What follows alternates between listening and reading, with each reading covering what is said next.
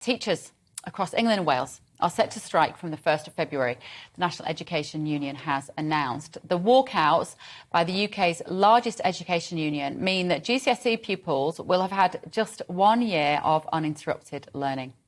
So for the latest, let's turn to our national reporter, Ellie Costello, who's outside the National Education Union headquarters. Good morning, Ellie. Incredible disappointment, this, for not only pupils who are going to have their education disrupted yet again, but also the parents, most of whom need to go to work and now have got this terrible responsibility of being at home with their kids.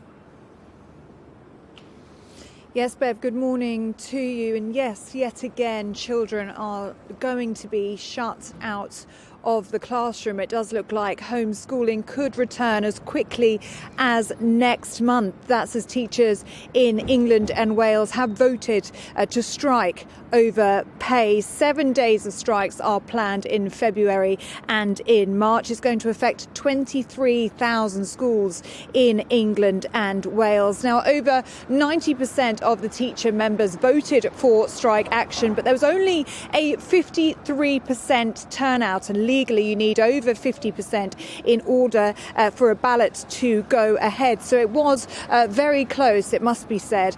But some schools will have to close. The onus will be on head teachers to try and keep their schools open. There will be a focus on trying to get volunteers in to keep those schools open. But of course, it does mean that some pupils will have to be taught at home, as they were throughout the pandemic. And teachers have been saying at least the infrastructure is in place to allow children to do that. But their parents will, of course, have to take time off school. Now, the national strikes are scheduled for the 1st of February and the 15th and 16th of March. And there are going to be regional dates in there as well. But the NEU, which is, I'm standing outside their building right now, they've said that each school will only be impacted by a maximum of 4 dates. They will not be impacted by the full 7. Now, just to take the context into this, Bev, this is a strike over pay, and teachers did have a pay rise of 5% in 2022. But the NEU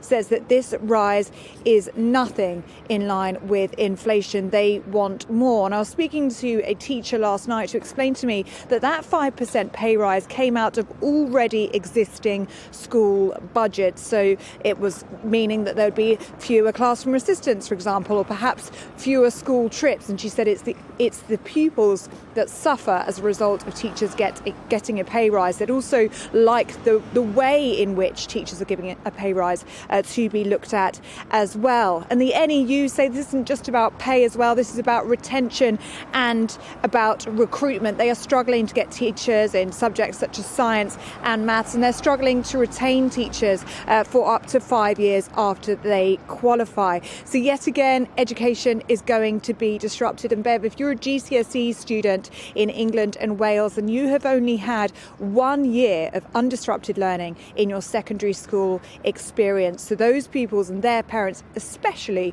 are going to be very concerned about what these strikes will mean for their upcoming exam season, and of course the impact that it will have on their results as well.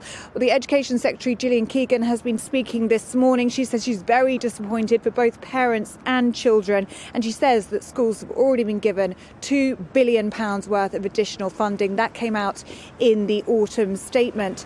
The Children's Commissioner for England, Rachel de Souza, has reacted to this. She said this is the wrong course of action and it's damaging to children's incomes.